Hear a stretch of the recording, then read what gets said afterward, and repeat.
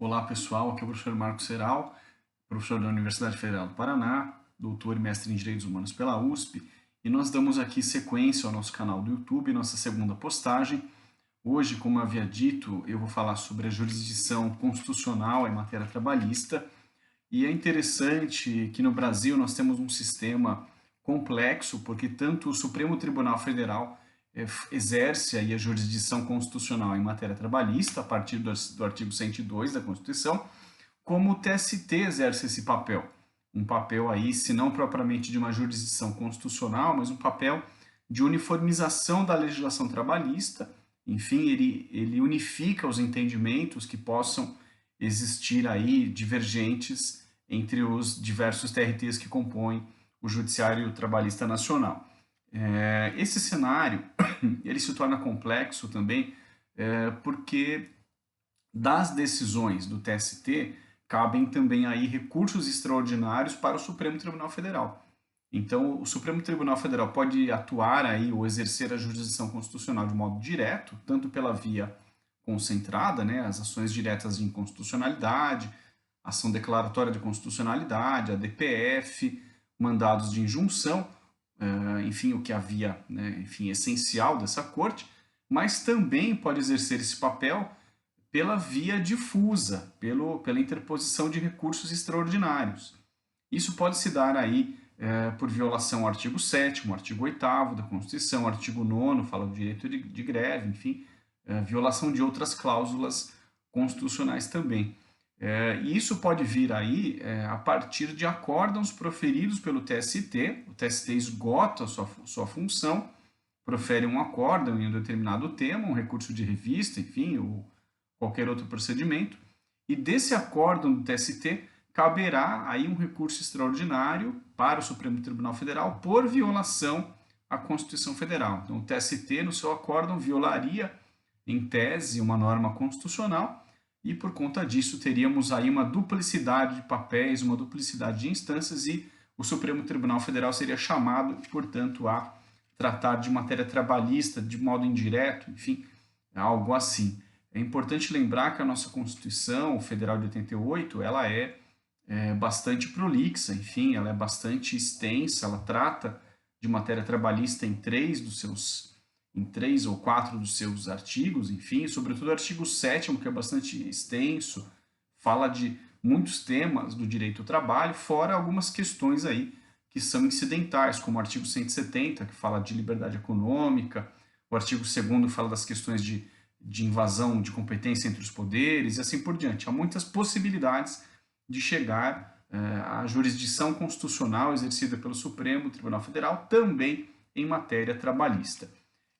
Quando nós tivermos aí recursos extraordinários, vale também lembrar que eles podem ter aí repercussão geral, podem ser julgados na sistemática da repercussão geral e, por conta disso, terem efeitos vinculantes, assim como a ADI, a ADC, a ADPF, os mandados de injunção, como a gente falou agora há pouco. Nesse ponto, é importante situar vocês aí, que talvez não tenham essa leitura, mesmo antes da reforma trabalhista de 2017, o Supremo Tribunal Federal ele já vinha, de certa maneira, praticando uma espécie de reforma trabalhista judicial, tenho usado essa expressão, uma reforma judicial trabalhista, que consiste aqui, mais ou menos, na ideia ou na percepção de que o Supremo Tribunal Federal vinha revisando temas consagrados da jurisprudência do TST, que mais à frente, um pouquinho mais à frente, acabaram aí convergindo para a reforma trabalhista, a Lei 13.467 de 2017. Por exemplo, a jornada em itinere, negociado sobre o legislado, enfim, alguns temas aí cruciais. Então, o fenômeno de uma reforma trabalhista prévia à própria reforma trabalhista por uma via judicial indireta. Outro tema que eu gostaria de falar com vocês, né, a ideia sempre de vídeos curtinhos, então, o último tema que eu gostaria de falar para vocês é o seguinte: essa jurisdição constitucional em matéria trabalhista, ela tem sido praticada, sobretudo nas últimas semanas, em que nós estamos observando a edição de uma legislação emergencial por conta do Covid-19, mas não somente agora. Então, há uma possibilidade, prevista na Lei 9868 de 1999, de que sejam proferidas decisões liminares no âmbito da jurisdição constitucional, da ADI, a DPF, enfim, medidas cautelares, decisões liminares. Isso tem sido muito observado agora, nesse cenário dessa legislação emergencial, mas não só, isso também já vem sendo praticado a longa data.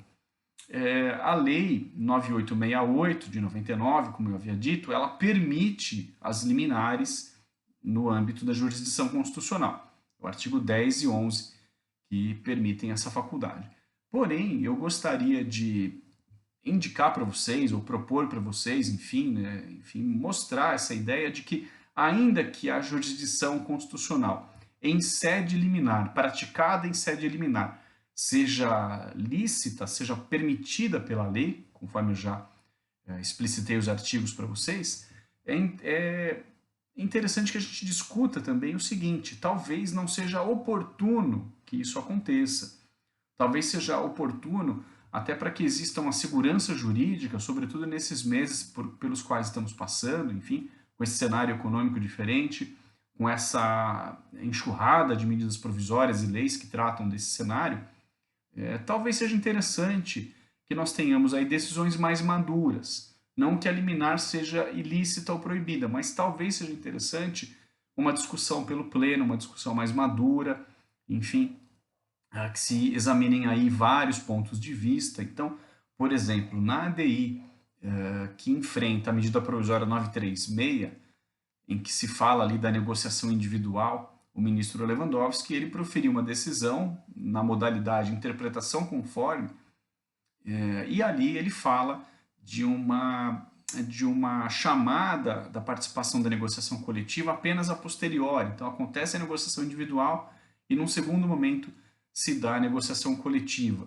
E isso aí acaba esbarrando em alguns problemas de ordem prática, enfim, que a doutrina vem se debatendo em relação a como dar aí uma praticidade em relação a isso. Talvez, voltando ao tema, voltando à questão, talvez uma decisão tomada de modo colegiado fosse aí mais plausível, fosse aí mais madura, enfim, evitasse essas questões de ordem prática. Bom, vamos ficando por aqui.